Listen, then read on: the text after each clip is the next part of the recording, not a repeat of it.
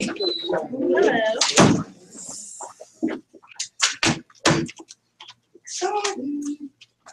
How is everybody doing? Great. Sorry. And paper, look at this. We're making progress.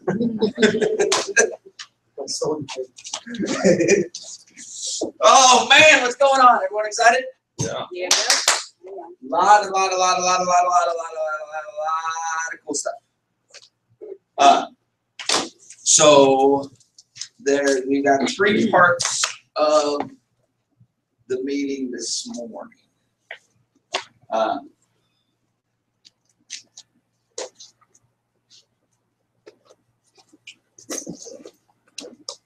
right. First, if there's anyone here that hasn't been here in a really long time, if you wouldn't mind standing up so we can introduce you. Everyone, I'd like you to meet Jimmy. This is Jimmy. Jimmy and I have known each other an incredibly long period of time. He is a Primerican through and through. Has fought pretty hard to be a part of this, and moved away and had to go handle some stuff, and he's now kind of moving back, and so we're kind of getting things situated and stuff like that. So he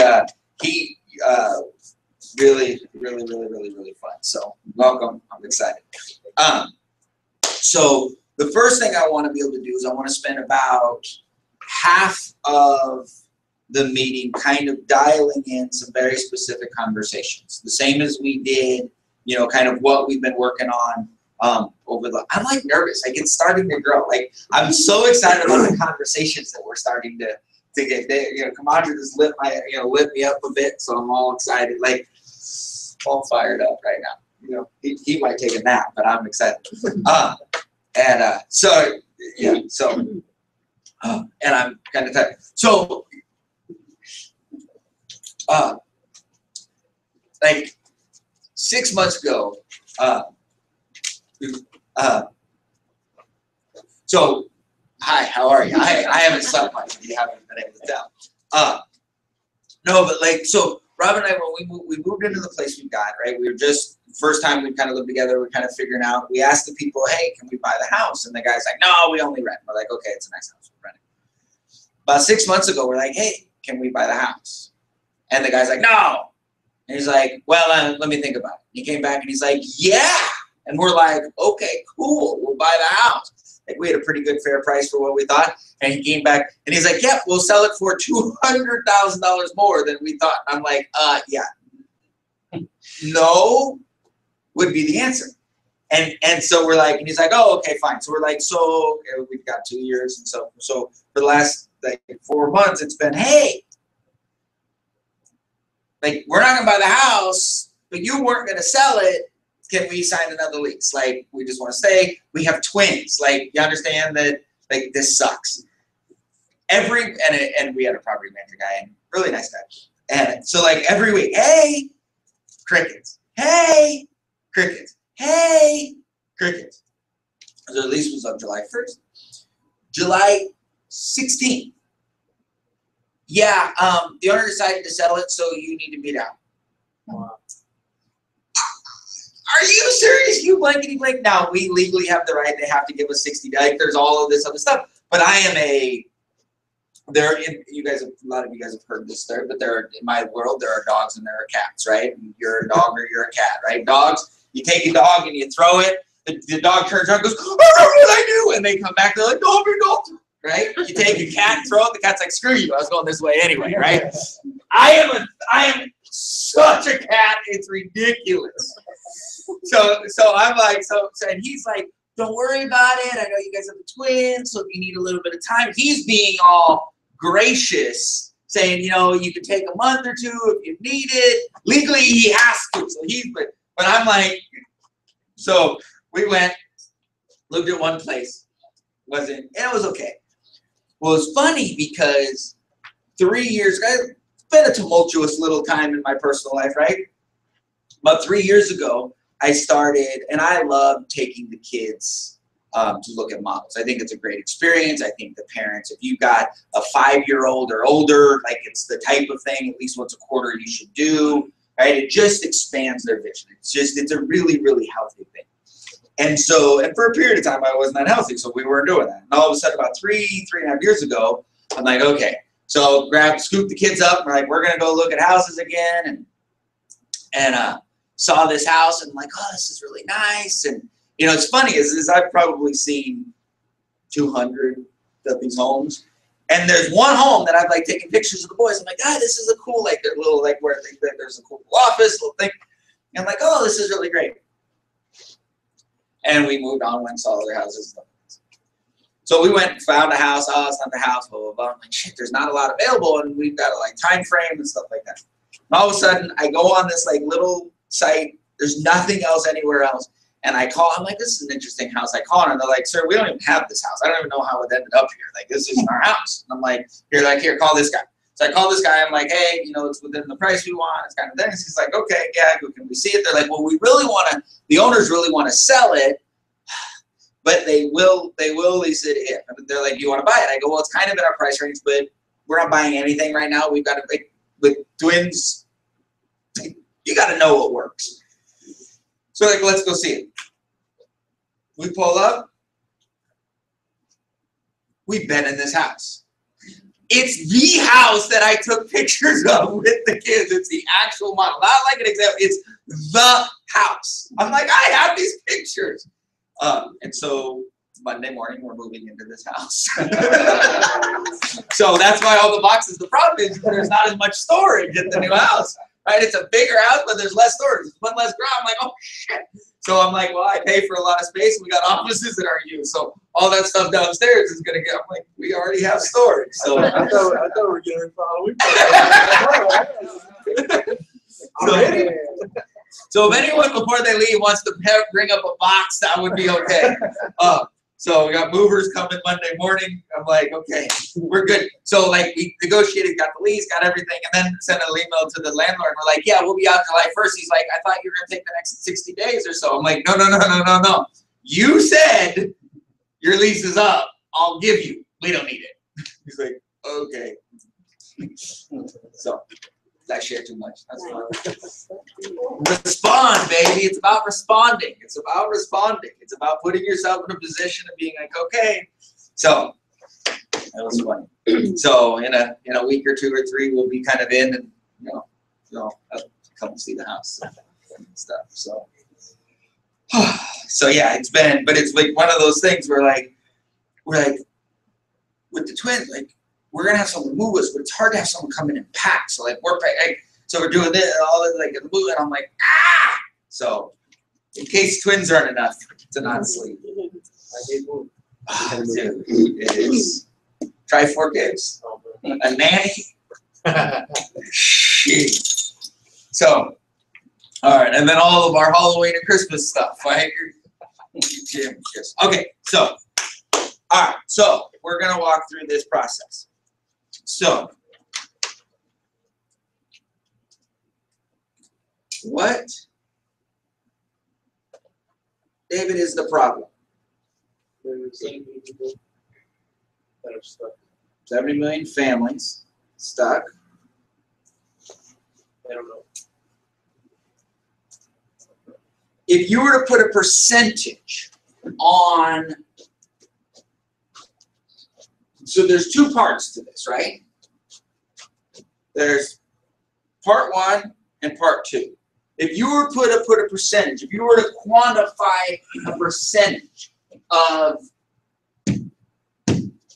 like how much of the problem is this and how much is the problem is this, what percentage would you put down? Both would be 100%. Well, but it can't be 100%. That'd be 200%. Oh, I see. So for David, it'd be 50-50. Elvira, how about you? 3/4. 75. 75%. Which part? Stuck. 75. 25. Maybe. Cindy, what do you think? I kind of agree with David. 50-50. Yep. Damon? 100-0. 100-0. Tony? I agree. 100-0. Wade? 0-100. 0, 100. 2. Okay. So, all right. Don't worry about it. Don't worry about it. Don't worry about it. So, so it's interesting as we go through this process, okay? Because the sentence is 70 million families are stuck and they don't know it. But these are very different answers. And here's what we know. What you prioritize is what you're going to talk about. Okay? Right? So if we think that it's 100% is the fact that we're stuck and 0 to this or 50-50 or 75 or 0 or we don't know or whatever it is, we're not clear on what the conversation is or whatever that is, that's going to determine what we focus on. When we're sitting and talking to somebody, what we're going to highlight. Right? And so the first thing that we want to get good at is one of the things, one of our edges. One of the things we invested 5 years, literally this week, 5 years, to Wednesday. We moved in here 5 years ago. We've been on this active train in this office on this for 5 years. We've invested 5 years, and the single most important thing we've done is we prioritize language. Is that the better we are at articulating something, the cleaner we can transfer it. Now, we worked really hard to get really good at the language to create the systems, and the people that have been involved in the creation and the part of it are this different with the language. Now, I tell you guys this for a handful of reasons. One of them is when you start developing your market and you get into a conversation with someone and you've talked to someone once or twice, and you're like, oh, they totally get it because we've talked once or twice. Do they totally get it if we've talked once or twice? No! Because this is really weird based on the amount of conversations. And again, now here's what's important. There is no right answer. I have my answer. For me, my answer is 25-75. And I'm going to explain why, and we can go through. But what's the single most important thing is for you to know your answer, because it's going to determine what you talk about. If it's 100% stuck, then every conversation that you have with anyone is about the fact that we're stuck. Because you're going to emphasize the fact that we're stuck. That we've got this picture of, and there's 70 million families here, and they're stuck. And the conversation is going to be about the fact, what do we need to do to get unstuck? The conversation won't be about the fact that we're stuck, because you already believe that we're stuck at 100%. So we actually don't have to spend a lot of time convincing people they're stuck. We just assume they're stuck. The conversation is, how do we get out of it?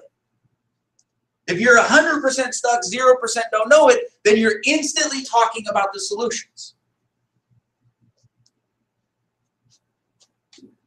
If we're 50-50 stuck in solution, we're talking about the solutions, but you understand, wait a second here, right? We've got to make sure. See, the reason for me that the don't know it is a higher priority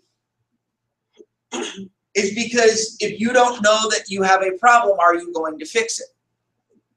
If someone walks up to you and tells you you have a problem and you don't think you have a problem, are you going to be open to them talking about the solution?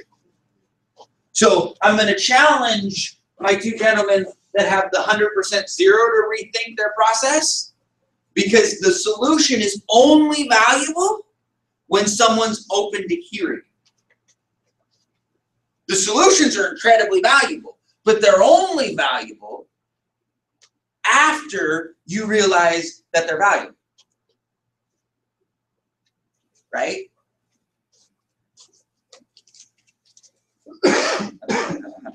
So this is a $20 bill. Right? To Luke and Jax, is this valuable? It's irrelevant. It's dirty. That's all it is. Like, there's pictures, so they look at it. The only value would be looking at the pictures and kind of, that's the only value to this, to that. Does that make sense? Now, to Ty, this is the most valuable thing in the world. Right? So, why? Because he understands the value. Now, is $20 the single most important thing in the world? No, but to him it is. Because he can't see love, like he doesn't understand any of the other stuff. Support, he doesn't get, like, because when you're 11 years old, like, you take everything for granted that's behind the scenes. You don't have the language to articulate or appreciate or he doesn't have the language or the mindset to be able to value the support systems in place. For him, all of that takes for granted. He wants what he wants, and $20 solves most of it. Does that make sense? And so what's going to happen is there's going to be varying degrees in there in terms of what's going on, but it's going to determine what you talk about. So we can realize that 70 million families are stuck and they don't know it. But even this thing is going to determine the types of conversations that we prioritize on. So it allows us to realize. Now, it's really nice to be able to have the, what is the problem? Now, same thing. What is the solution? Cindy, what's the solution? Access. Access to what? To the education and tools of the wealthy. Okay. So, David, on a scale, out of 0 to 100%, what percentage is this the solution? This is 100%. Cindy, of 0 to 100%, the tools and education, what percentage of that is the solution? 75 and 25. What's the 25? Past ownership. 25% is the path to ownership. Elvira, Same thing. 75, 25? Okay. Damon? 25, 75. 25, 75? Tony? 50, 50. Wayne? I'm going to say 67.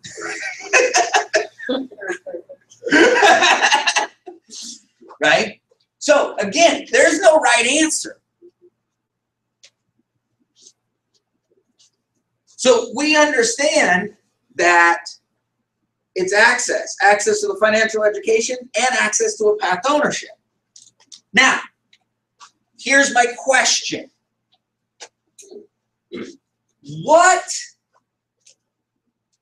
So, why are 70 million families stuck? Because they keep repeating the financial generations of their family's past. Okay, interesting. So they keep repeating the family's financial choices. Yeah, from the past, yeah. Right? Does anyone have a different reason? Wait. I have kind of a meta reason. It's that we're so rich as a country that all of our basic needs can be met and people can still be stuck. So, people can keep doing what their parents did. They get a car and they can live in a house and they get a TV and they can take a vacation and all that. So that's the reason why we have it. But if you're saying basically the very similar things. they don't know. Well, that's the part of it that they don't know they're stuck. I mean, like if you live in if you're living in like Portugal, in a slum in Portugal, you're in a slum. You're like, I am stuck. This sucks. You know what I'm saying? But if you're in that middle group of people, we don't even, we're relatively happy. It's a meta reason, probably shouldn't even have said it. But No. What you're explaining is how it's possible we're stuck. Yeah, mentally, why people don't think about it as much. Right? It's the majority of the people are Doing the same thing, it's got the same. right? So it's the same type of thing. You have the luxury of, like, we don't die at the end of the first day. You don't, Jim Rohn talks about, failure doesn't fall at the end of the first day. You don't eat a Twinkie today and put on 600 pounds. If you did, you'd never put another Twinkie in your mouth. You eat a Twinkie and nothing happens. How many of you have ever eaten a terrible weekend and you actually lost weight? You ever had that happen? Like, you ate terribly and somehow, for whatever reason, you're like, I went down a half a pound. I want that diet, right? It just doesn't happen. And then, like, you eat incredibly well and you gain a pound. You're like, well, I had salad, right? Well, failure doesn't fall at the end of the first day. So weight track, so that's the explanation as to why it's possible that we're stuck. How do we be smart? How can we be smart and stuck? Because everyone around us is stuck. And because we have access to, certain things in our life where, like, this works. Right? So it's not that we're stupid and stuck. I tell the story, right? When I grew up, my dad was a pain in the ass. But so was my friend's dad and his friend's dad. And so we'd get yelled at, at my house, and then we'd go over to my friend's house and get yelled at, and go over to our other friend's house and get yelled at. Or like, dads just suck. Like, we could have had a shirt. Like the norm. Right? The norm. Now, I'm a pain in the ass, right? The kids come to my house and I'm a royal pain in the ass. If the friends come to the house, I'm a royal pain in the ass, right? We got all the cool stuff, but we don't whine, we don't complain, we don't hail. There's just certain things we don't do. I got no problem with it. I sleep great. But then my kids go to someone else's house and someone else's dad is their buddy. And then their other friend's house is their friend and their pal. And so then they come home and they're like, Dad, you're just a pain in the ass. It's a different world. When everybody is, it's just the way it is. When you're the only one that is, you're the strange one. Right? There's your reason. Right? But is that the only explanation as to why, right? So we keep repeating the financial choices. Is that why we're stuck? We keep repeating. An alternative is we continue repeating the 4 principles of Main Street families that manifest themselves in the financial choices. Is another reason too is because everyone thinks it's okay. Well, yeah, I mean, that again goes back to, so there's 2 parts to this mindset. So we either spend more than we make, don't save any money, buy early, right? Go out and and like, those are the financial habits, right? We buy stuff we can't afford. I mean, at the end of the day, we buy stuff we can't afford. Retirement and college are luxuries. A $700 car payment because we need to have a car that can get us to and from, or a 500 or a 300 or whatever it is, a certain mortgage, a X square foot house versus a Y square foot house, a trip to the Bahamas versus all of those are rationalizations of, right? If the guy who makes, $80,000 a year lives like he makes $30,000 a year and saves the $50,000 a year in a relatively short period of time, he's financially free. But the guy who makes $80,000 a year lives like he's going to make $100,000 a year because in 2 years he's going to make $120,000 a year. And most people live on next year's income, not 5 years ago income. And so when the train stops, everything goes flying. Right? So those are financial choices that we can repeat.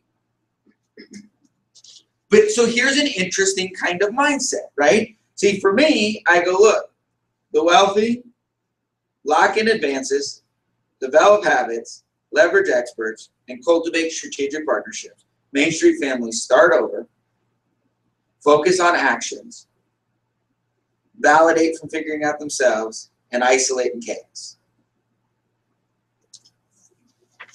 So this all kind of works together here, right? So watch.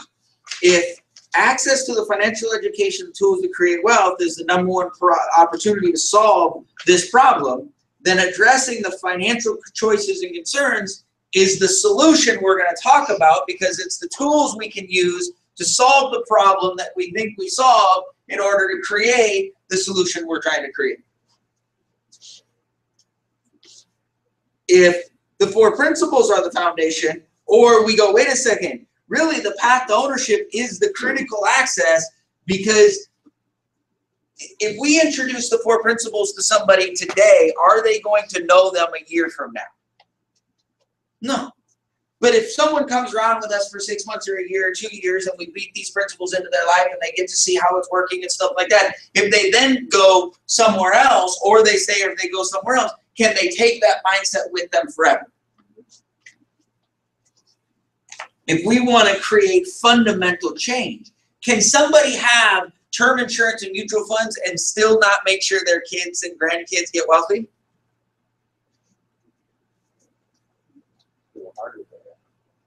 Well, if you don't actively increase it and then instill it and support it, what's the likelihood of doing it? It's probably not going to happen.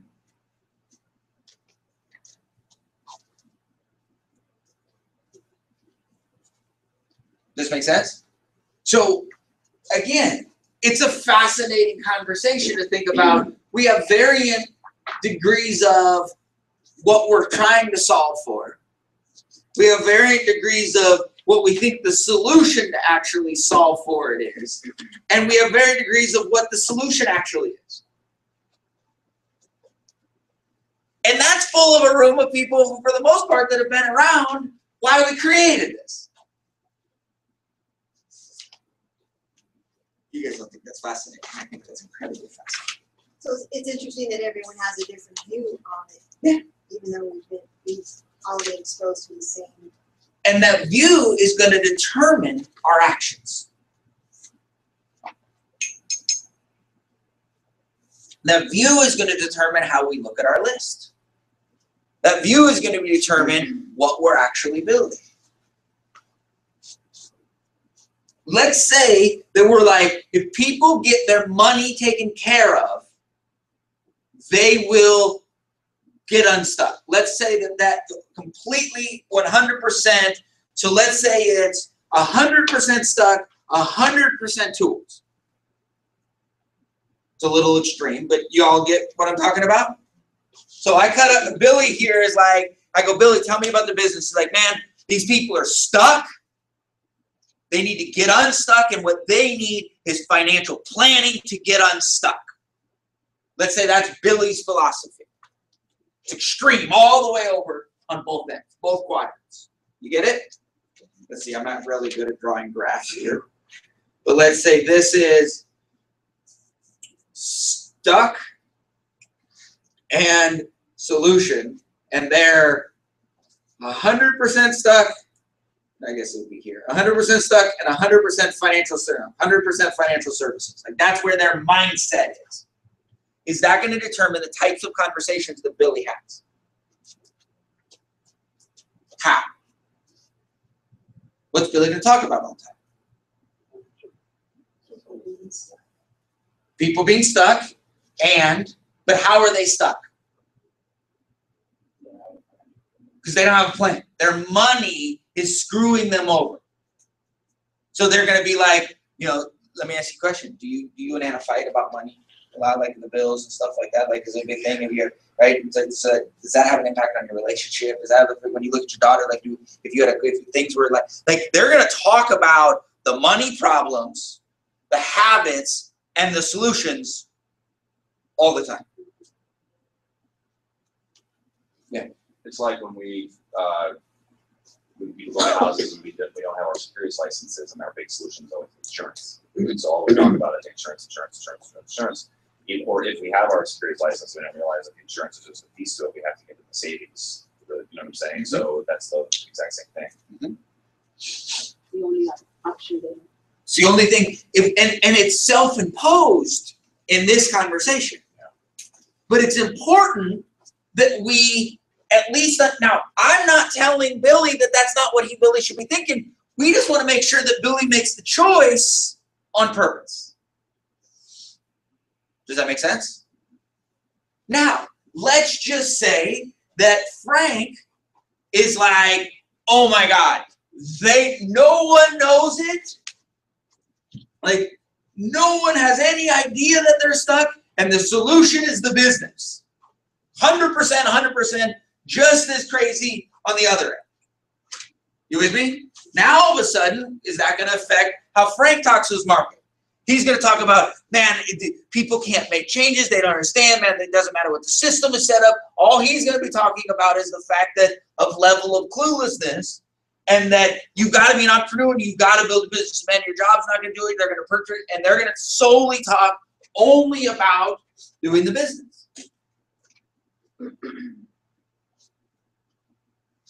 Which also, in my opinion, is too extreme.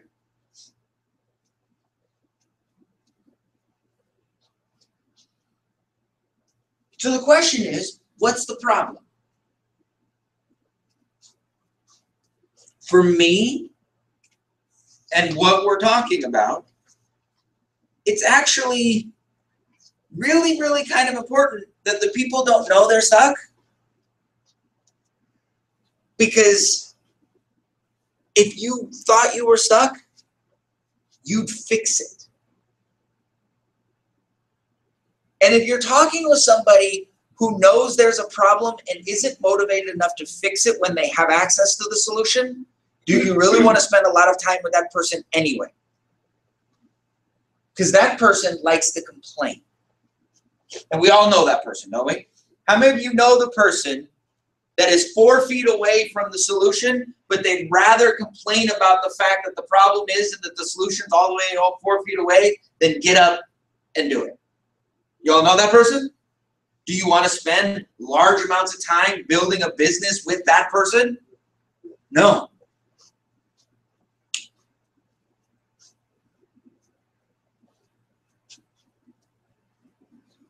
How many of you, when you look at these 4 principles, start catching yourself psychologically doing more of these than you're overly comfortable admitting? Even to this day. Even after we've had it, it's on brochures, we talk about it, we've been talking about it for a long time, we still go here. Do we consciously go there?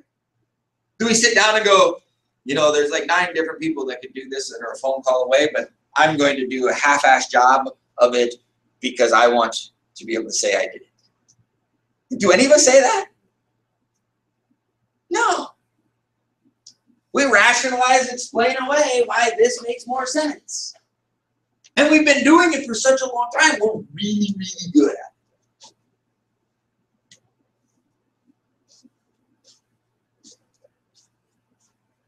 That's how we get stuck. Does this make sense? Yeah. Misses? Yeah. So, step 1 is we have to be able to know what the problem is. But we actually have to figure out like what we actually think the problem of the problem is.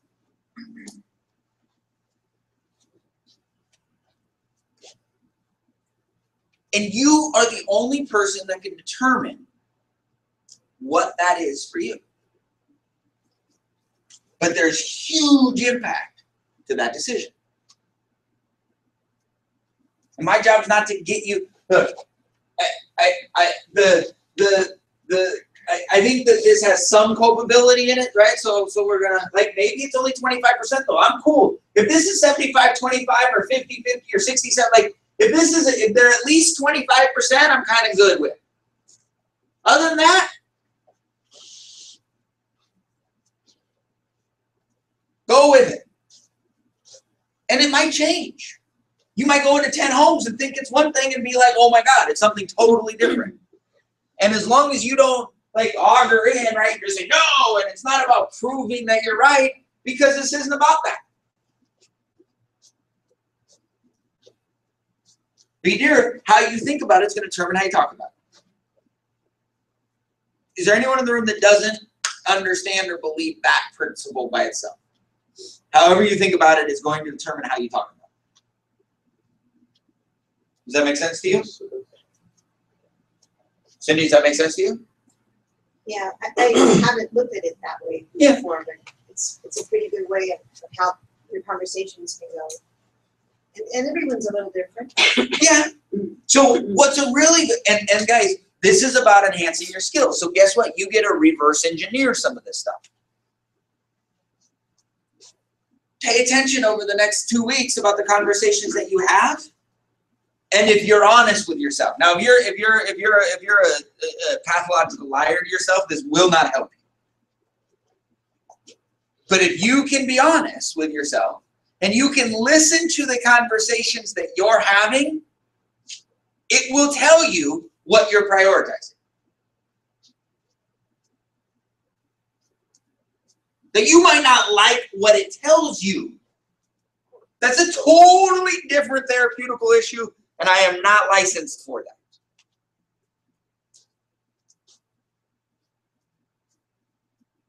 Look, if I go in and I get into 14 straight conversations about cash value life insurance versus term, like I'm at a barbecue and I'm talking about cash value versus term, what am I focused on? Selling insurance. Can we all is there anything wrong with that? No. Yes, and no. There's nothing wrong with it, but it is a philosophy that will have an impact. Yeah, the percentage of your life, the results 6 months from now will be as what your conversations that you're having 85% of the time about cash value. So all of your results will be related on those conversations. And the perception to your market will be that you are, and so they'll think of you as. So there's unintended consequences all the way through. Elvira, with some of the folks that we saw last time, you talked a lot about insurance, huh? Like the last, so when we try to talk to them now, they think of you as insurance. That has an impact when it comes to us talking to them now. Is that fair? It's not either good or bad, it just is. Do we sell insurance? Well, yeah, we're gonna sell a lot of it.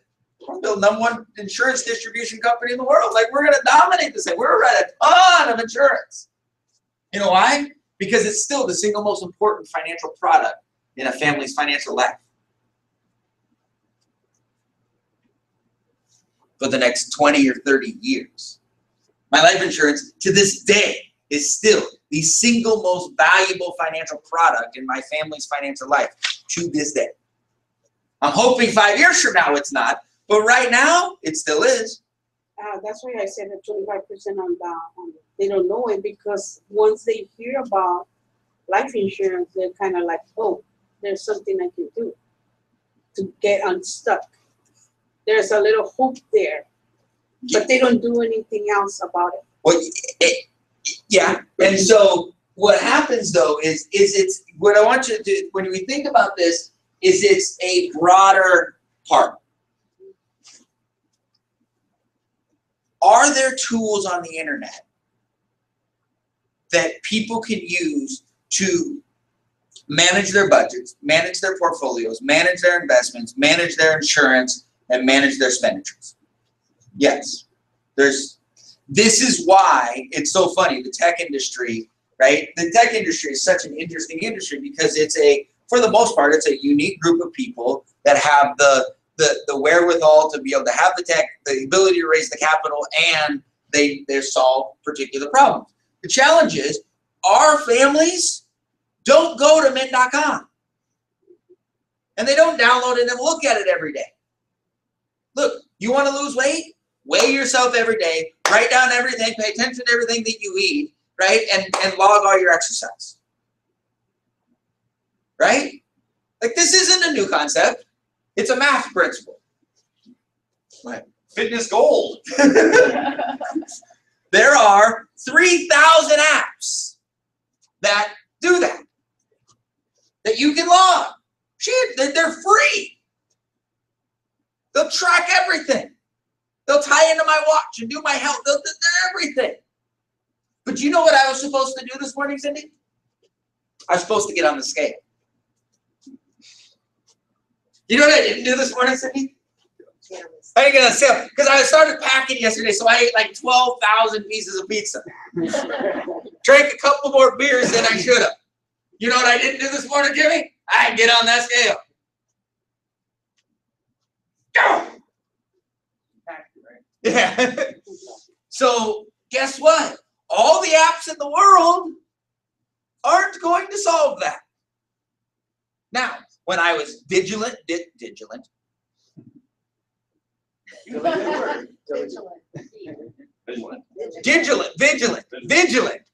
I was vigilant on my health and losing, right? Nothing got in the way. And it did it, and I logged in, and I wrote it. And so when I was hyper-focused, we didn't even have an app. I just had a notebook because there was 3 apps. I had a whiteboard, and I wrote it down. All this, it was awesome. Didn't have an app. If I'd had an app, might have made it easier. No, wouldn't have. I just would have been able to show it. If I had an app, I'd have been printed out and go, here's exactly what it looked like. That's the benefit of the app. Same thing with technology, same thing with money. When you want to buy something, guess what you want to do? When you want to buy something, what do you want to do? Bullshit, you want to buy it. You do research it because you want to buy it. And if the research comes clean, what do you want to do? Buy it. What if it doesn't make complete sense, but you can rationalize that it makes complete sense? Okay, so I have Sprint. I hate Sprint, but I've been with them forever. Project Fi is a Google thing that came out. It takes Sprint and T-Mobile puts it together and Wi-Fi. It's all this phenomenal. It's cheaper. It's great. I want it. I signed up for it. One small problem, and it'll save me like, I don't know, like $50 a month. You with me? So I'm like, $50 a month. That's money. This is good. I gotta get it. It's better service. Save me $50 a month. Only one small problem. In order to get it, I have to buy a $700 phone. Because they only have one phone that they can use it for. It was going to be a $500 phone, and then we got this, got a little screw up with the whole purchase thing. But still, so It's a system, man. right, a $700 phone to save $600 a year. And I'm like, I totally need it.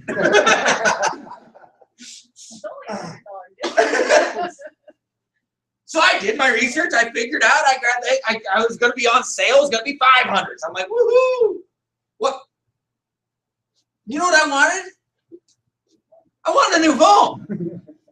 And I have a contract, and I'm not supposed to give it a Sprint. So I'm like, I can't get a new phone with Sprint, but I can throw away my phone with Sprint, and I can do this, and it'll cost me $500 more to have better service. Like, it's dumb.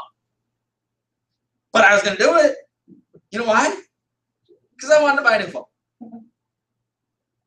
Should I? No.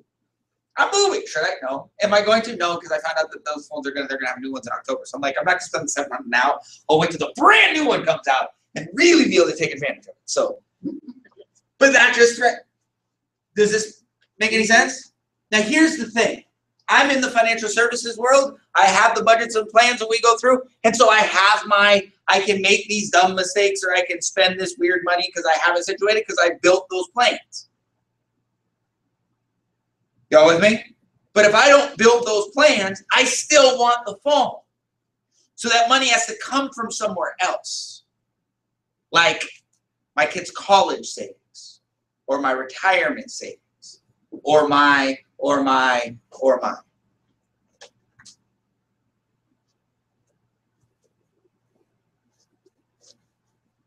And I don't even know that I'm spending it from there. Because I don't even know that it should be planned out. How many people do we walk into homes and they show us their plan? The only plan, like I've been in thousands of homes. There's probably less than 50 that have ever had any written plan that they wrote themselves. And 80% of the ones that were written were a debt plan. where they could print out on Excel their bills or their budget, and they had like kind of what they thought. They didn't know when they were going to pay it off, but they were like, yes, I totally know where my debt is. And as long as they have the You Are Here plan, they know it. But there is no tool for them to do anything with it. And that's 50 people in 20 years. I doubt soon the numbers are that much different. So when we talk about the fact that they're stuck and don't know it, you're all going to either die or retire. Right? Is there anyone in this room that's got a third category I don't know about? Some people are like, well, I'm going to work forever because I like being active. Yeah, but not for money. You're 104. You are not working. Y'all with me? So you're either dying or stopping to work. Those are the two we end up at. And then we're still going to die, but like one's going to happen first. If you die, do we need a plan? Yes, because someone else has to deal with your dead body. And if you live, do you need a plan? Yeah, because food's kind of important. So on the most remedial concept, we have to have a plan. And almost no one has one on those two completely basic concepts.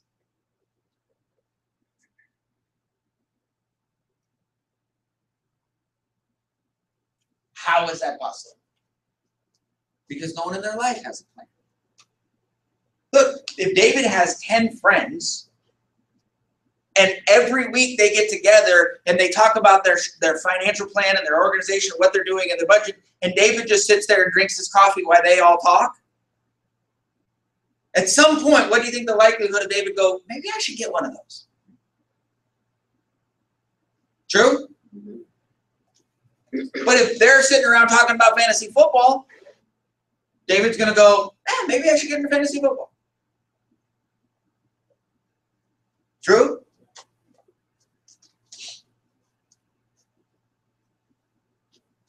Our people talk way more about fantasy football than their wealth.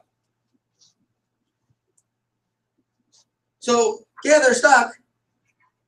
But the fact that we don't know we're stuck is a really important part to this. I don't know what part it is, but it's on there. Both are. That's going to, where you think about it's going to determine. Same thing with the solution. If the priority is the products and services, then your conversation is going to be about the products and services.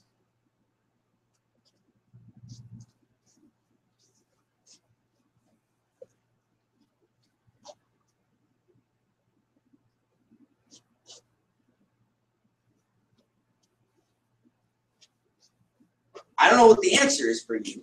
I know what the answer is for me. I think Shaq and Melissa are significantly better off because of the time that they've been exposed to what we're doing. More than better off because they were exposed to and they started saving 25 bucks a month.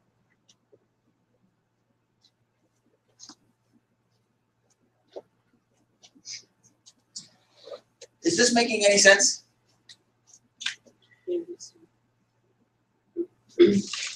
What you prioritize is what you're going to talk about. I prioritize this.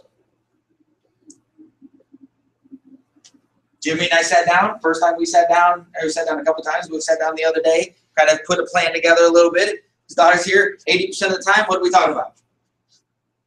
What about this? Broke it down for your daughter. We got a game plan. Wasn't that fun? Yeah. Right? What's the first habit? What's the very first thing? Develop a habit of recognizing these. Why? Here's how I always pitch this. This is all I talk about. Once I go through, someone goes, okay, I get this, what do I do? Because we have to have an action plan. The very first habit that you need to create is the ability to recognize these in your life and around you. Why is that what I do? Because I do it every time. Just sets the table. You can come back and refer to it. Okay, so it gets them that. Why is that the language? Why is that the language I choose? Because they got to understand that the habits that they have are not leading them anywhere. Okay, so that's valuable. It's the first skill you teach. So, and so if you can, and it's also that you can validate the skill. So if someone can recognize that in their life, and they can change it if they know that it's the issue. If they don't know that's the issue and they can't recognize it, they can't change it. Okay. And secondarily, once they can do that, then you can go, oh, we did this here. Let's move this over to here. Perfect. One, that's fantastic. There's one more pretty important component to it that we've got to get language to. How do all of you feel about failing? Failing. It sucks. You know what's really funny? I completely disagree. Learning experience. You can take it as a learning experience. Completely disagree. I saw the. Did you feel it? Did you see where you came from? Sucks. There's nothing wrong with that. You don't have to agree with me. I don't have to agree with you. It's the greatest thing about it. No, it's not fun. Look, we'd all much rather succeed than fail. But what's the difference? Because the only way you succeeded is you failed.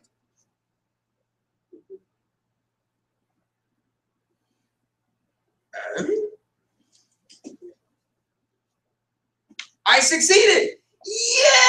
Yay! Well,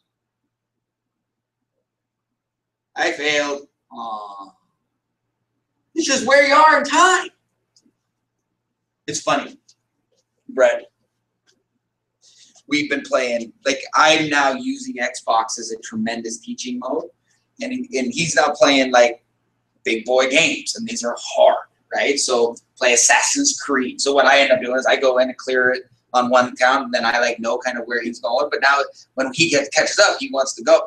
And the level of angst and frustration when he gets into something that's hard, like, he's like, oh my God, I'll never get past this. And then we get past it. And I'm like, dude, like, really? You know you're going to get past it. Like, you died. Like, I don't have to cut off your toe. Like, you just hit reset and you go again. And we've been having this conversation for 6 months, and he's 20% better. He still freaks the blank out. Ah! He whines, I turn off the game, he gets upset, it says he won't be that way anymore. Like, I am a royal pain, right? Because everything's a teaching moment. But now he just cleared, so he cleared Assassin's Creed Unity, finished. Then he finished Black Flag. And in October, Assassin's Creed Syndicate's coming out. We're all excited. Pre-order. And right, so we got it, and it sucks because I got to buy 2. Like, this is terrible, right? But he now can throw, like, he can shoot and do it, like, he knows how to go around it. Like, he's got all of this stuff. But do you know how he knows how to do it? Because of all the times he died. All the times he failed. Sucks. Does it? It does suck when you're always starting over. Ah, gotta start all over. Ah, gotta do this again. The school you're gonna have to put in the quarter. Right? That was me with the exam. Yeah. We always fail. The only way we succeed is by failing. It's the only way. When was the last, and look, maybe y'all know how to walk through raindrops and I'm just the one guy that runs into them full speed. But there's very, very rarely things that I did perfectly the first time. The thing that always scares me, by the way, is the second time. Because if you do, I remember jumping out of an airplane. First time I was able to give language to it, jumped out of an airplane, and then I went right back up, and I was more petrified the second time than the first. And the guy's like, what's wrong? I'm like, so if you die the first time you jump out of a plane, people are like, oh my God, he died the first time he jumped out of a plane. But if you did it successfully once and then died, you're just dumb, right? Like the first time you do it and you're successful, if you can't do it the second time, then you know. So I have always put so much more pressure on myself the second time I do something than the first. I don't know, maybe it's my own little warped thought process. I don't know why I shared that, just I'm fun. But I've never done anything right the first time. I can get it kind of right. Look, I've driven you guys all crazy with all this language because we're like, oh, we're going to tweak. Oh, we're going to tweak. Oh, we're going to tweak. Oh. Isn't tweaking it acknowledging that we were wrong when we first did it? Isn't that failure? Here we go again. We got to come up with a new presentation.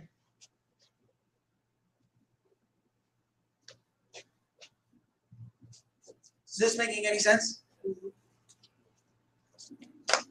So, how did we get into that? Because I didn't really think we were going to go down that road. To those that haven't. So, how do we feel about failure? But, Cindy, you're right. If we're stuck and don't know it, how do the masses feel about failure? If you're always starting over, how do you feel about failure? It sucks. Do we know that this group of people is going to think it sucks? Yeah. Do we know how we know they're going to think it sucks? Because they're always starting over. Why? Because it's a perpetual habit process. So what do we need to teach them? We need to teach them that it doesn't suck. How do we teach them that it doesn't suck? Telling them that you learned what you learned or what you went through, and then you failed. But you got to take all that learning experience and put it to the next time. So why is the first habit being able to recognize these behaviors in you? Once you learn them, if we have this focus today, now that we know it, that's failure. Sears has been talking about these 4 principles for 6 months to a year, and I went, it sucks. I started over. God, I'm in there again. Geez, God, am I ever going to get it?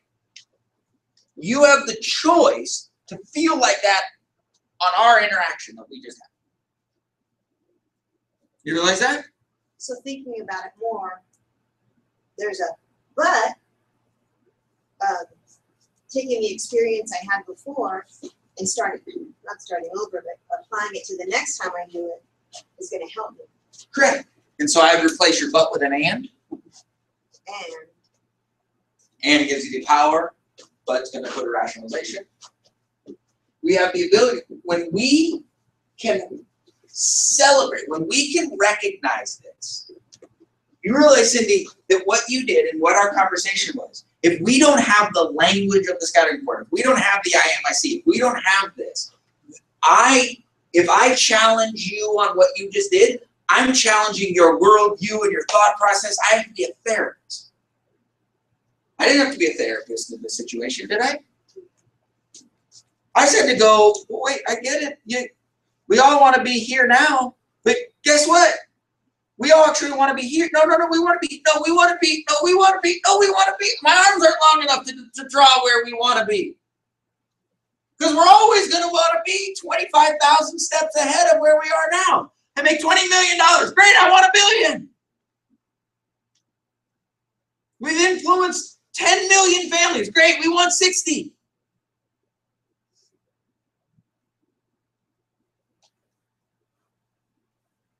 I am, I was, I will be. I did to move from I was to I am, so I know I will, because I can, to I will. See, I can teach that in 4 minutes. You can teach that in 4 minutes if you know it. Now we're not arguing about philosophies, we're talking about the difference between starting over and where are you at in your scouting report. So now, if we know this to be true, is this making any sense, guys? Again, I haven't slept much, right?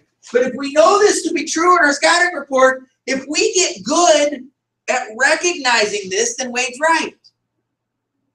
If it's safe for you to recognize this thinking, David Camacho, if it's safe for you to recognize this, then when you recognize it, you don't have to protect against it. You don't have to feel bad about it. And now, what'd you say, Wade? Once you recognize it and you don't feel bad about it, now you can actively change it.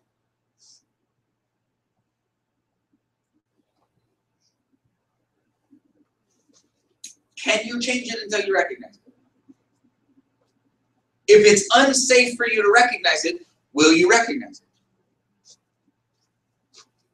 So if you create the habit of recognizing it, you have to create a safe place in order to recognize it so that we then can change it.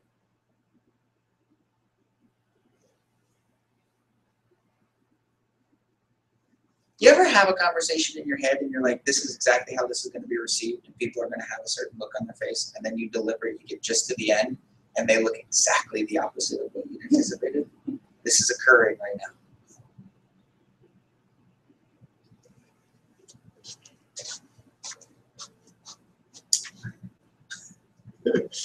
My assessment skills were off mark.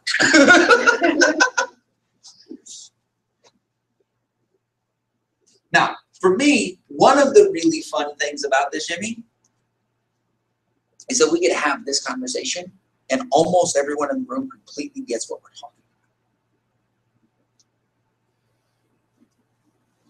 We can actually start building a business. Because Cindy, how you think about your market is going to determine if and when you talk to them, right? Let's just say that Billy, who believes that financial services is the people are stuck and financial services is the answer. Well, let's say Billy just declared bankruptcy and has absolutely no money, no plan, and no opportunity to do anything. He does not have any confidence in his ability to actually create any security for his family. When he sits down with somebody and tries to tell them about the single most important thing, which is the fact that they're stuck and that they need a financial plan, but Billy doesn't have any money, any skills, or any opportunity to have a financial plan, how effective is Billy going to be?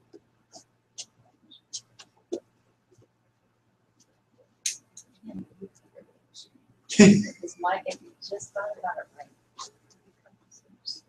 We have tools and resources.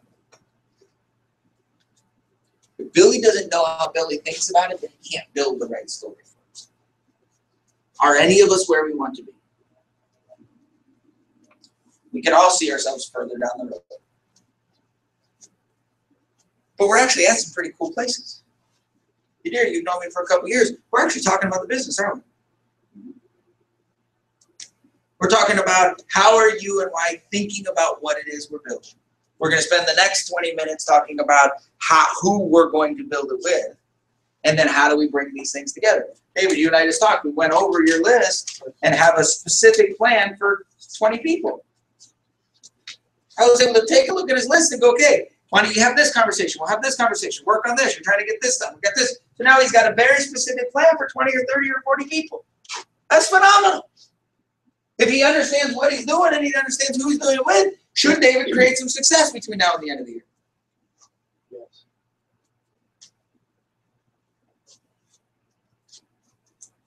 Make sense? All right. We'll come back to it. Does this help? Anyone have any questions? Quibbles, complaints, concerns? Recommendations? So, problem is 70 million families are stuck and they don't know it. You get to decide what percentage weight you put on it. The solution is access. Access to the financial education, tools of wealthy, and a path to ownership. You get to decide what prioritization, what percentages those are for that solution. I will say it'll be hard pressed for me to not be convinced that the reason, not the big high level reason, the everyone is so everyone is reason, but the tangible reason why we're stuck is we have a tendency to start over, focus on actions, get validation from doing ourselves, and isolate in chaos. The most successful people we know lock in advances, develop habits, leverage experts, and cultivate strategic partnerships as a philosophy and an approach to situations. When the world falls apart, how many of you realize that every once in a while your world falls apart? If we have a tendency of isolating, we shut off, we don't seek counsel, we don't want to talk about what's going on because we're embarrassed. Have any of us had things that have happened in our life that we're embarrassed, even if it's not our fault? We're embarrassed to tell anybody. So we isolate. Then all of a sudden, the sun starts to come out. We're like, we got to fix this. And so we start over. We focus on what do I need to do right now to do it. We're going to raw energy it, right? We're going to muscle it up. And then when we get into a conversation, we brag about the fact that we figured it out. And that's great if it happened once. The problem is, all of a sudden, we rebuild our life to some semblance of normalcy. And then what happens? Life hits us and chaos occurs again. If this was one time in your entire, you're 21 years old, if one time your world was going to fall apart, this wouldn't matter. But it falls apart repeatedly. True? You get better. Most of the time, it's less devastating, and you get stronger. But guess what? When an incident occurs that other people would consider your life falling apart, guys, watch this. This is really, really critical.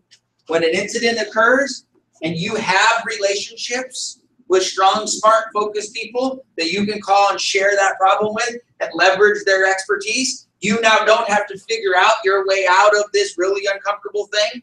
Right? Now, all of a sudden, someone might already have the solution, and you understand that you could sidestep the next 30 problems just because someone says do B instead of C. And now, all of a sudden, when someone over here is isolating and investing 6 months of their life thinking that the world is falling apart is a nuisance because you have the habit and then you get to grow from it. So the next time that situation occurs, you don't even get to a place where it's a but because you sidestepped it 3 steps earlier.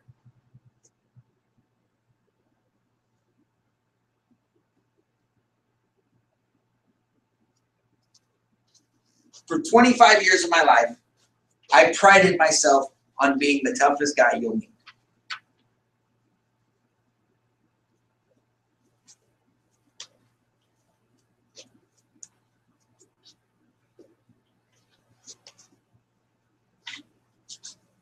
We could tell stories about this process. Whether it was in high school, some of the stuff, whether it was in college, some of the stuff, whether it was, look, you can bring your story.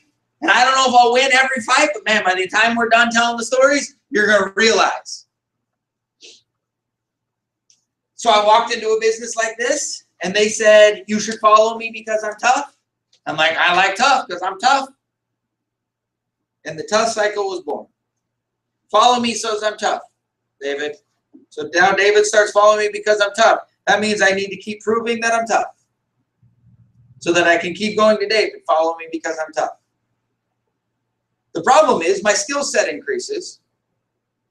So what I define as tough actually gets easier. So Jimmy, that means I have to increase exponentially the depth of tough stuff. Does this make sense? Cindy, if you should follow me because I'm tough, I need to keep proving to you that I'm tough.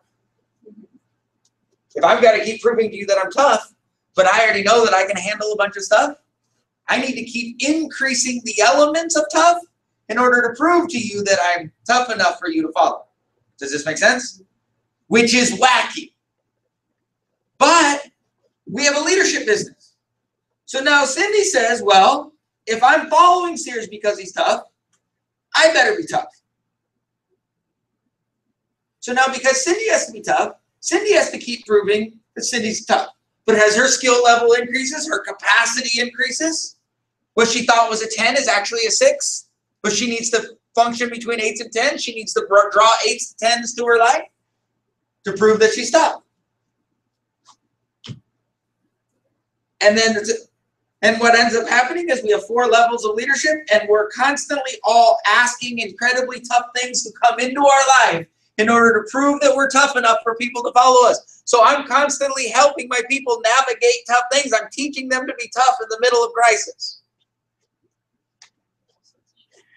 What's that? And attracting all sorts of shit. Attracting all sorts, because that's how you do it.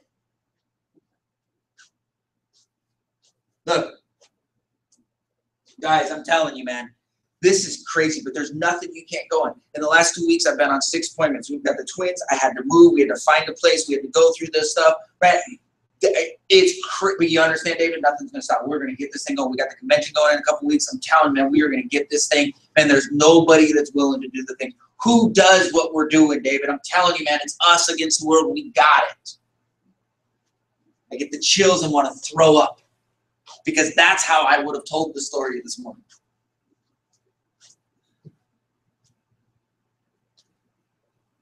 Three years ago, I realized that 3.5 years ago, the tough cycle, I have not been living in the tough cycle for 3.5 years. I have not had a single tough day. There's no white hairs. Oh, I probably have those because I got you in my life, but that's all right. I don't get any validation. We're moving. I'm not getting any validation from staying focused because I got to move. Why am I talking about this? It's the same stuff. If this got perpetuated, so is this. Those of you guys who are going to the convention, you are going to see this on display. That's the kind of language that happens a lot every Saturday mornings around. Oh, God. I just remember the last time we visited an office, and that's what we sat through in the beginning. And then I spoke. So you guys went on a field trip? Yeah, we did. We went on a field trip. And when we get so big, like, you guys want to go on a field trip? Take you on a field trip. Yeah, that's the convention. We're going on a big field trip. Real field trip. And it's going to make so much sense when you're in it. And we're going to go, why would you do it? But I did it. Look. They had to do an upper GI and an EKG on Brett. He has a bicuspid aortic valve. When he was born, he was born on a Tuesday, taken from bed to, because he didn't know how to suck, swallow, and breathe. He turned blue. They rushed him to NICU about 4 o'clock on a Tuesday. I closed the meeting that night.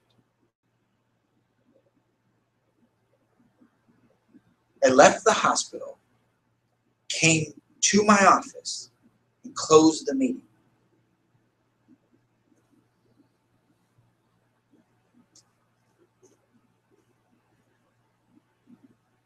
Who in their right mind would join that business?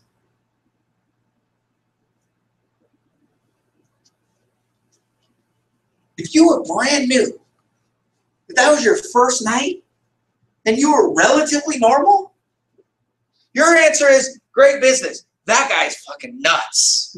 But I was like, dude, you can count on me, man. David, nothing's getting in the way. I will be here for you. I will make sure that you and your family get free. You need some. I can spin it. You know what I should have done? Someone closed the meeting. I'm at the hospital with my son. If someone could have stood up and said, y'all want to know why this is the greatest business in the history of the world? It's the guy who normally closed the meeting last night, right now, made 15 grand this month. His wife's been in the hospital. They've been going through, made $15,000 this month. He's at the hospital right now, and look at his business. There's 130 people in the room. You want to know why you want to be a part of this opportunity? Is you never know when the storms are going to come in your life, and how great would it be to have a business that can run and take care of you? They wouldn't have even had to do a slide. They're 5 minutes long. Forms are in the back. See, when you compare those two next to each other, it doesn't even make sense that there's a comparison, does it? When you can put these two next to each other, it doesn't even make sense that it's a comparison, does it?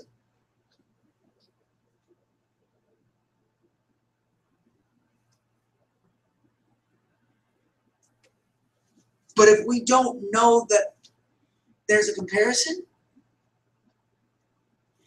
then we just live our life. I didn't sit down and say, let me make really stupid choices. Let me create a toxic, uncomfortable conversation where I put a tremendous amount of pressure on people to be stronger than they are, to make them feel bad if they're not as strong and capable as I am, or if they don't have the same wacky expectations that I do, and I'm going to make them feel like shit if they don't leverage everything in their life to build with the opportunity to build a business. Like, I didn't sit down and do that, but I went to a meeting and they said, you're either full-time or you're visiting. I went to a meeting and they said, if you do anything other than your primary business, you don't love your family. Your softball game, I hope that's not the reason you don't get financially independent.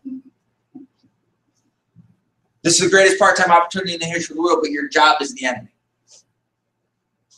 Look, guys, we have our own wacky thinking and like, this isn't just the world. I'm talking. But we don't have to be there. Here, I want you excited about what you have an opportunity to build, because we built it. It's here. People in our lives, and you have access to thinking and tools and opportunities that they don't have. You guys understand that just this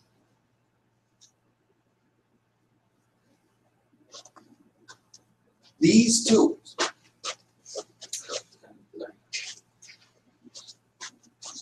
if we apply these to your life, they'll change your approach. Your business, your work, your family. Let's start changing them.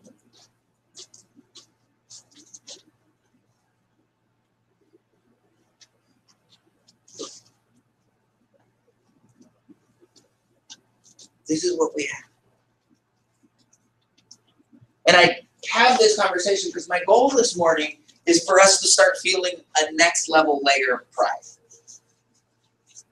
And realizing that we actually have we have access to some pretty amazing stuff.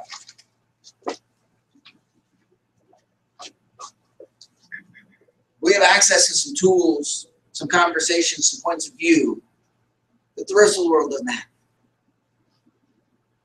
And one, if we apply them to our lives, things are going to get a little bit more fun. Two, if we own them to a place that we actually feel valuable towards them, we will share them. And when we share them, people will listen.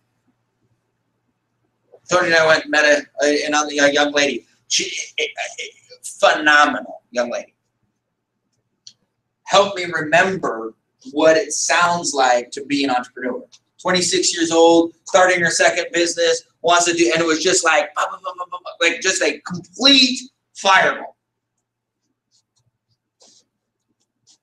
And all we did was break down a little bit of habits and foundations of conversations, and it was a blast. But the conversation, she looked at me and she's like, we talked about developing future partnerships, stuff like that. She's like, so how much would you charge me to help me like think through some of this stuff? True? I'm like, no, we're just going to develop a relationship. We're just getting to know each other. I said, look, I know, entrepreneurs, sooner or later, you're going to say, Tony, you got to meet this person because that my job is to help Tony have 50 of these relationships.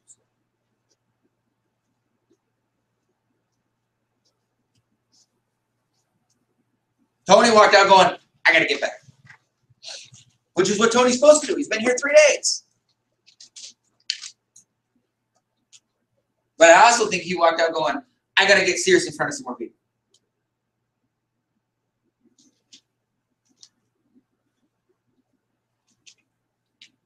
So, y'all excited?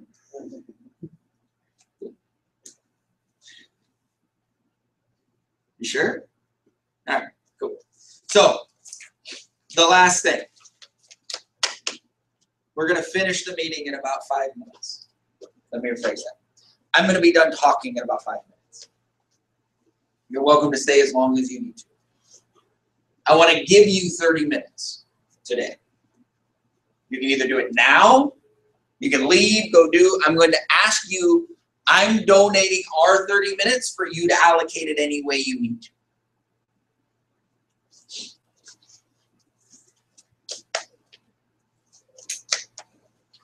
Your farm system is your business plan.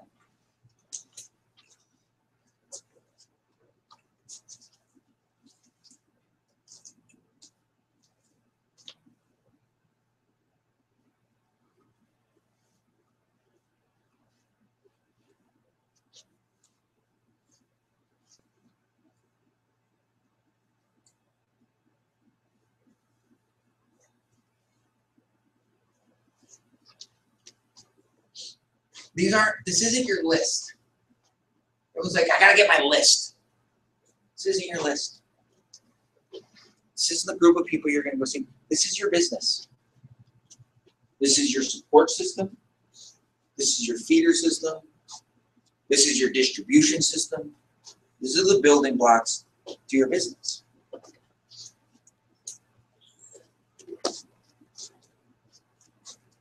One, take time to write out, go through your phone, go through Facebook, go through LinkedIn, go through your church directories, go through, put them on a single piece of paper, go put them in Excel. Ultimately, we got to get them into the SSD because you got to use that doggone tool. If you're not logging into the SSD every day, I do not know how else to phrase the fact that the habit of logging in and just checking your tasks, it's 5 minutes if you don't have any. Make some, and then it'll be 7 minutes. But that habit, using your tools, is a habit. Writing a list is an action. Using your tools is a habit.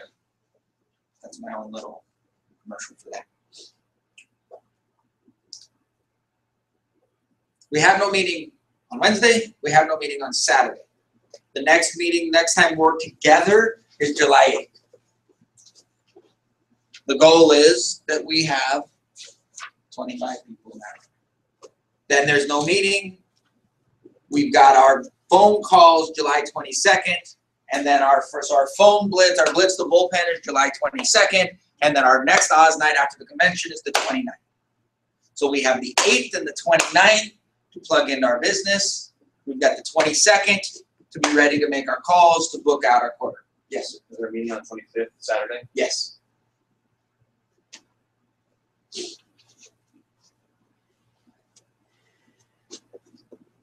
Okay. There's one on the 11th. One on the 11th too, yeah. The Saturdays, I was just talking the Wednesdays, but the Saturdays. So, here's the thing. Everybody, I cannot convince you, I wish I had better words. Have a list of 10 to 25 people in your frozen list and do it today. Next Saturday is July 4th. Somewhere between Friday or Saturday. You will not do this if you wake up on Friday or Saturday and try to do this. But if you have this list, Cindy, already mapped out of who are your frozen. You dear, what's frozen? Oh, wow. Okay, that's the People word. you haven't talked to in a long time. Okay, so they're, oh wow, right? They're people you haven't talked to in a long time. They might be hot, they might be warm, they might be lukewarm, but you haven't talked to them in 6+ months. Have the 10 to 25 people that you're like, you know, by the end of the year, I would like to be in coffee with these people. And just start the relationship. And have it done before Friday. Friday morning. Go on Facebook, private message them, send them a text, send them an email. One at a time, use their name. Don't put it on their wall. Don't tweet them. Send them a, hi, Billy. I was just thinking about you. Is that true? Were you just thinking about them? You know how I know that? Because we've got them on the list. You don't have to say, I came to a damn meeting and a guy yelled at me until I put you on a list. You can leave that part out. You can say, hey, Billy, I was just thinking about you. It's been a long time. I hope things are going well. Happy for it. Bloop. If you do that 25 times, 18 of them within 70 hours will, oh my God, how are things? So Elvira, here's what you do. Oh my God, things are great. I cannot wait to meet with you and your spouse because I want to sell you some insurance. That's the exact response.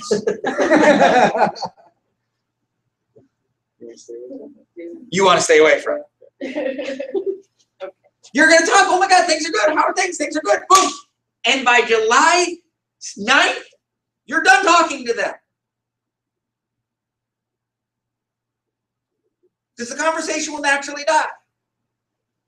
But if you go into the SSD, on July 10 or on August 10, you'll set up a task that on August 10th, you'll go, oh my God, do you realize a month went by since the last time we talked? Isn't it crazy how fast time is going? That's what you're going to say on August 10th. And they're going to be like, I know, a million things are going on. You're like, I know. And by July 16th or August 16th, the conversation's going to die again. And then about September 22nd, you're going to send them a, this is crazy. Okay, we need to make a deal. Between now and the end of the year, we got to grab a cup of coffee. And they'll be like, deal. And you're going to be like, the next month or so for me is a little bit nuts, but how about we focus on sometime in October, beginning of November? Deal. And now, November and December, you're at coffee with every single one of them, but the relationship is the priority, not the same. Does this make sense? It works. It'll work for about 65% of the time. It works 100% of the time, 60% of the time. 60% of the time it works 100%, whatever.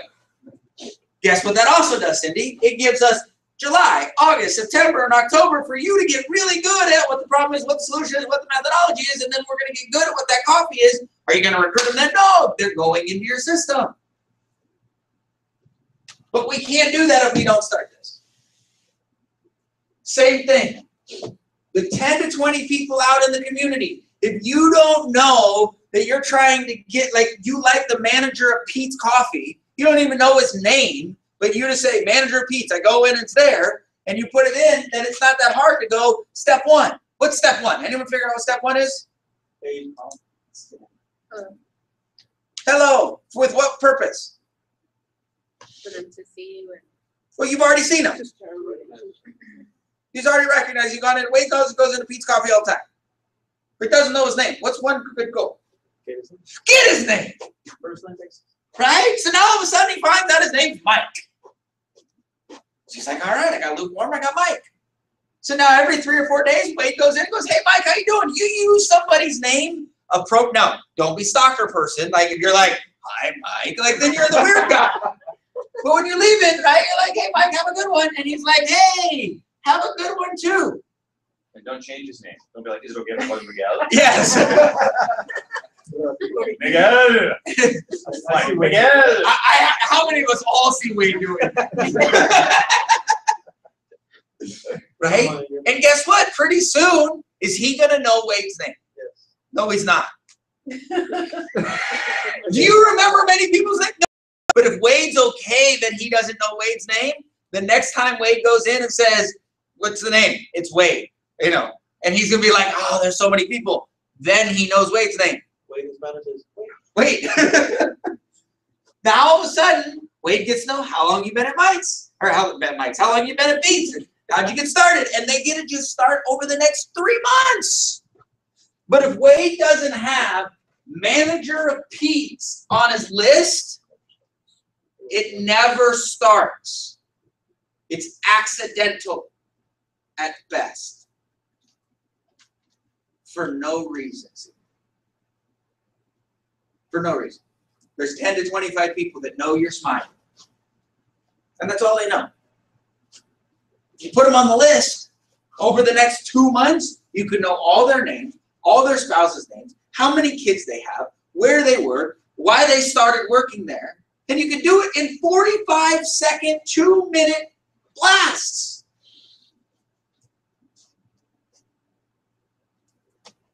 And both of these will be here in November. Here's my question, and then we'll be done. How many of us, and I'm not even going to ask this in a way that you have to answer it because I know the answer for most of you, and I don't want any of you to feel compelled to lie to yourself. Ask yourself this: am I working with the same bullpen I've been working with all year? If I'm working with the same bullpen I've been working all year, then I haven't been actively growing these two categories. Some of you are like, well, I haven't even started working my bullpen. So no, Brett, the answer is no. I am not actively working my bullpen, the same list, because I don't actually have one. That's a totally different diatribe that I'm not going to go off on. But it's going to be January, dear. And we had a goal last year. And we're going to miss it. But does that mean we're starting over? No, because it's all done. The language is done, the system's done, the understanding is done, your skill as an entrepreneur is done, your skill as a businesswoman is done, your skill as a mother's improved. Like, you got it. Now we're like, okay, we gather this up and we go do what we're going to do. This is your business plan, not your list. 30 minutes today. You're allowed to take more. My suggestion is dial this in. Ideally, you can go into the SSD and pull it up. But even if you can't do that, carry around your doggone pieces of paper. So that you're like, here's my bullpen. So that when you come in, and it's better if it's on a separate piece of paper, you got your bullpen. But then worst case scenario, you can come in and we can say, okay, here are your letters that you're going to send. Here's the list of people that David's going to send his frozen letters to, right? Okay, going to coffee. Here's the conversation. Interview this person. Be able to go through, create, right? We got a structured plan for the folks. We didn't even touch the bullpen. So I get to teach David what he's doing. One of the most important things. So we can do that. I love you guys. Happy 4th of July. Please be safe. Be around. Call me, text me, email me. Right? Bless you. Sorry. It has been an unbelievable 5 years, and there's no one I would have rather done this with than you guys. Now we grow. Right. We know what the problem is. We know the solution is. We know the methodology is. We know the tools. Now, Cindy, you and I get to decide where are we going to prioritize, because what we think we're doing is going to determine who we put on these lists and how we talk. But now we can at least get clean on both of those sides. We can figure out who the people are, we can figure out how we're thinking about it, and how we bridge those gaps. No one's going to touch us, guys. Not because we're the toughest. Do you have to be tough to win in America? Yes. Make sure this is perfectly clear. The tough cycle is an absence of toughness. You have to be tough to win in America. Can't we take that for granted? You don't follow me because I'm tough. Follow me because we'll go through this process. We'll build a bigger business and a stronger business. We got the resource tools. We got a market where there's 70 million families. There's no competition. The need is vital. The opportunity is unlimited, and we can do this together. Do this because you want to help us solve this problem and change. We want to change the world starting with your family. That's why you should be part of this. And there will be some times that you and I got to be tough. But we're not going to get extra credit for it. We're definitely not going to get validation for it. We're going to assume. You love your family. So do I. Let's go build it. Love you guys. Thank you. Thank you.